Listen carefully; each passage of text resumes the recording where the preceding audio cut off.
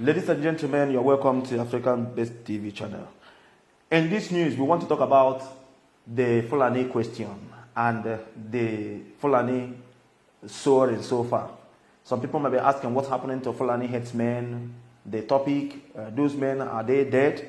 Or how are they faring? What is going on with them? What is the relationship between them and Nigeria? Have they been integrated fully? Or have they been able to calm down and at least render peace to their host? Or is it a pendant situation? Or are they still killing at the background and nobody's getting the information? Well, so far so good. We can only have a little upsurge on the reports from Fulani question. And that is the incidences of their business. One of the leaders of the Mieti Allah group, who is resident in Anambra State, Oka precisely, had come to the public media to decry poor sales of their cattle. He said that the leader of IPOB, MAZI Nnamdi Kanu, is solely responsible for the low turnout of buyers of their cattle from the Igbo race. He confessed that Igbos have been their best buyers and the most promising customer region that they have ever enjoyed. And that has been a source of encouragement for them, rearing their cattle all these decades. He gave examples citing that the Igbos do not want to buy cows, again in their traditional marriage ceremonies, in their title conferment ceremonies, and other traditionals and other related ceremonies in the eastern region. That rather they have resorted to buying other sources of meat than the cattle. And because of the low turnout on Igbos towards buying their cattle, it has boomeranged on the Fulani business, that they are having big problems. To selling their cows now is very, very difficult. And that means that he's saying, in other words, that they are threatened with poor economic empowerment. That if the Igbos should turn away from patronizing them, that the Fulanis rearing cows will mean nothing to them than looking for something else to do. That it will frustrate and crumble their business. He was apologizing and begging the Igbos through that conversation to please, they should please not listen to whatever anybody says regarding the Fulani headsmen. That they are not killers, that they are not part of the killers, that they are just peaceful businessmen and women who always had enjoyed serious, peaceful and fruitful business relationship with the Igbos, especially the Igbos, who are good at killing or using beef. And most of their ceremonies have been their best customers so far. But these incidences of criminal activities coming from masked people, he said they are masked people, unidentified class of people who are misidentified or impostors, imposting themselves, personating the Fulani headsmen, have finally affected their business. And the Fulanis are dying of low sales. They can't take care of their families without selling these cows. And they can't take care of the basic needs without selling these cows. They also take care of themselves the way other people take care of themselves. They eat food, according to him. Many of them have their kids going to school. Some of them need houses. Some of them have people they feed even right here and wherever they are coming from as their host villages. That as the low sales of things are turning up, it may force some of their bigger youth to begin to engage into breaking the laws, like stealing, robbery, and similar activities for the way of survival. Again, those that are wearing the cows will be demoralized and financially incapacitated from continuing with such a stress that it is not rewarding anymore. That Igbos are backing off gradually from buying the cow. I will quote him for you the way you understand. What I am telling you here is the relationship between ethnic groups in this country. There is inter-ethno or inter-ethnic relationships that have sustained some aspect of this country's existence, which many people have given low attention to. Not knowing that this disintegration of ethnic differences will actually affect both sides.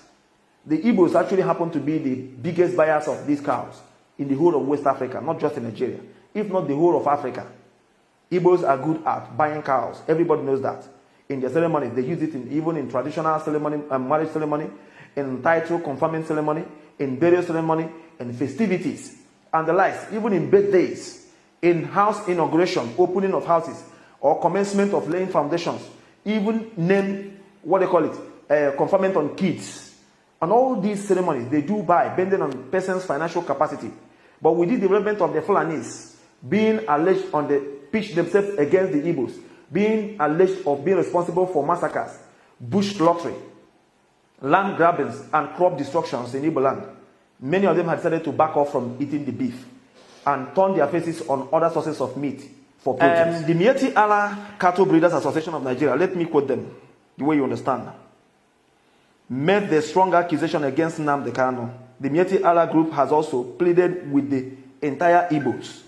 This comes as the Cattle Breeders Association accused Nnamdi Kanu of poisoning the Igbos not to buy their cows in the southeastern region of Nigeria. The group laments that Igbos are their best customers before Nnamdi Kanu. The leader of indigenous people of Biafra poisoned their mind and they stopped patronizing them. The Magban Southeast chairman, Alhaji Gidado Sidiki, spoke with reporters in Oka, Anambra State, that is with the newsmen. He said, the issue is no longer the headers and community again, but the issues of Nnamdi Kanu, who stopped his member from buying meat from our people. Sidiki said, they have lost more customers in Igbo land where they make huge sales because during Igbo traditional wedding, they made good sales. According to him, we no longer sell cows like we used to because people no longer celebrate marriages and burials like before. These are some of the events that give us sales. He says also, the Igbo no longer patronize us because their leader, Nnamdi Kanu, has poisoned their mind against us.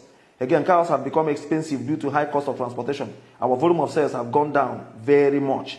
However, he urged the governors of the Southeast and the people of the area to please patronize them as they can't eat cow meat alone. And now, coming from the leader, one of the leaders of this group, do you remember what happened during the Fulani herdsmen, terrorism, accusations, investigations, menaces, and so on and so forth? This group seemed to be so adamant and strong and untouched, resilient and persistent, financially stable without the Igbos. But we have seen that no matter what you wear, as long as you're in the rain, we surely drip of waters. What they're talking about is that the economy of the Fulanis are gradually going down. Who knows? Maybe that may be one of the reasons why the herdsmen attack have reduced drastically, because without money, you can't purchase arms, you can't buy bullets, you can't hire boys.